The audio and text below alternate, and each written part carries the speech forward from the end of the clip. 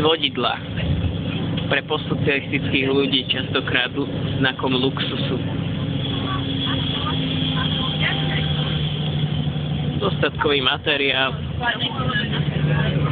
železo alebo nikel, ktorého bol za socializmu v týchto krajinách vždycky dosť, zaručoval možnosť vládnúcej komunistickej strany Československa, aby dodávala ľuďom stavby týchto zvodidiel po celej krajine pocit, že nie sú občanmi krajiny až tak veľmi zaostalej.